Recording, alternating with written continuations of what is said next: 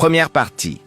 À seulement 17 ans, elle était mère célibataire de jumeaux, et tout le village se moquait d'elle. Mais un jour, quelque chose s'est produit qui a transformé sa honte en la plus belle histoire de sa vie. Quel secret Roselyne détenait-elle qui fit d'elle plus tard la première milliardaire de sa région? Installez-vous et découvrons cette histoire. Le soleil brûlant de l'après-midi brillait sur la rivière du village. L'endroit était plein de femmes et d'enfants qui puisaient de l'eau. Les rires et les commérages remplissaient l'air, mais une jeune fille se tenait à l'écart. Roselyne, 17 ans, luttait au bord de l'eau. Sur son dos, un bébé était attaché avec un tissu décoloré. Dans ses bras, elle en tenait un autre, tous deux pleurant et agités. Avec des mains tremblantes, elle essayait de porter un lourd seau sur sa tête, mais son corps tremblait de faiblesse. Les chuchotements commencèrent près d'elle.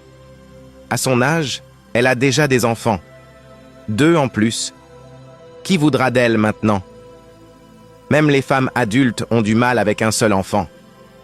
Regardez-la porter ses jumeaux comme une punition. Les gens autour riaient. Certains secouaient la tête. D'autres s'écartaient, comme si la honte suivait Roselyne comme une ombre. Roselyne entendait tout. Ses lèvres se serrèrent, mais ses yeux se remplirent de larmes non versées. À l'autre bout de la rivière, 2 jeunes femmes, Nadège et Sophia, se tenaient avec leurs seaux. Elles observèrent de Roselyne en silence un moment. Puis, Nadège chuchota à son amie. « Regarde-la, elle ne peut pas porter les 2 bébés et ce seau. Aidons-la. » Sophia approuva. « Oui, elle va tomber si on ne l'aide pas. Allons-y. » Elles déposèrent leurs seaux et se précipitèrent vers elle. « Sœur, laisse-nous t'aider, » dit Nadège doucement. Roselyne se retourna brusquement, ses yeux étincelants de douleur. « Ne me touchez pas. Qui vous a envoyé? Dites-moi qui vous a envoyé. » Les bébés pleurèrent plus fort. Les gens nearby se retournèrent pour regarder, chuchotant encore plus. « Personne ne nous a envoyés, » dit Sophia doucement. « S'il te plaît, n'aie pas peur. Nous t'avons vu lutter et nous voulons juste aider. »« Oui, » ajouta Nadège. « Nous ne sommes pas tes ennemis. Nous ne nous moquons pas de toi. Nous voulons juste porter le seau pour toi. » La voix de Roselyne tremblait de douleur. « Tout le monde se moque de moi. Tout le monde m'insulte. Je n'ai pas besoin de votre pitié. »« Ce n'est pas de la pitié, » dit Nadège. « C'est de la gentillesse. Nous ne sommes pas comme eux. Nous ne rions pas de toi.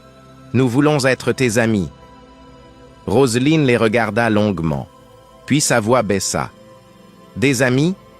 Est-ce que j'ai l'air de quelqu'un qui mérite des amis? »« Oui, tu le mérites, » répondit Sophia avec fermeté. « Et aujourd'hui, nous allons te le prouver. » Les mains de Roselyne tremblaient. Lentement, elle baissa les yeux et poussa un long soupir. « D'accord, portez-le s'il vous plaît. Mais ne me trahissez jamais. » Nadège souleva rapidement le lourd seau. Sophia prit doucement un des bébés des bras fatigués de Roselyne. Les gens à la rivière se turent. Les mêmes villageois qui se moquaient d'elle regardèrent maintenant, surpris, les 2 jeunes femmes marcher aux côtés de Roselyne, portant son fardeau avec elle. Pour la première fois depuis longtemps, Roselyne sentit une petite étincelle de chaleur dans son cœur, le toucher d'une véritable amitié. Chers spectateurs, c'est ainsi que commença l'histoire de Roselyne, la mère célibataire de 17 ans. Restez avec nous pour découvrir ce puissant parcours de honte, de courage et de destin. Le passé douloureux de Roselyne. Avant le jour des moqueries à la rivière, la vie de Roselyne était très différente. Elle avait été une fille brillante avec des rêves plein le cœur. Elle voulait finir l'école. Elle voulait une bonne vie. Mais tout changea lorsque sa mère mourut après une courte maladie. À seulement 17 ans, Roselyne se retrouva seule au monde. Pas de père, pas de mère. Personne pour la réconforter quand les nuits étaient froides. Dans sa douleur, elle se rapprocha de Jean, son ami d'enfance et camarade de classe. Il devint son réconfort. Chaque soir, ils s'asseyaient sous le manguier après l'école pour parler de la vie. Un soir, Roselyne demanda doucement, « Jean, tu penses que nos rêves se réaliseront un jour ?» Jean sourit et lui prit la main. « Oui, Roselyne, je vais travailler dur. Je prendrai soin de toi. Nous construirons notre vie ensemble. » Mais le réconfort se transforma bientôt en erreur. Leur proximité alla trop loin et Roselyne tomba enceinte. Quand elle l'annonça à Jean, sa voix tremblait de peur. « Jean, qu'allons-nous faire maintenant? Tout le monde va se moquer de moi. » Jean la regarda, les larmes aux yeux. « Ne pleure pas, je serai à tes côtés. Je vais le dire à mes parents. Nous porterons ce fardeau ensemble, je te le promets. » Il tint parole. Il rentra chez lui et leur dit la vérité. Mais au lieu de soutien, ses parents crièrent de colère. « Tu as apporté la honte sur cette famille !» hurla son père. « Tu as détruit ton éducation !» pleura sa mère. Ils forcèrent Jean à quitter l'école et dirent « Puisque tu as décidé de rendre une fille enceinte, tu dois maintenant t'occuper d'elle.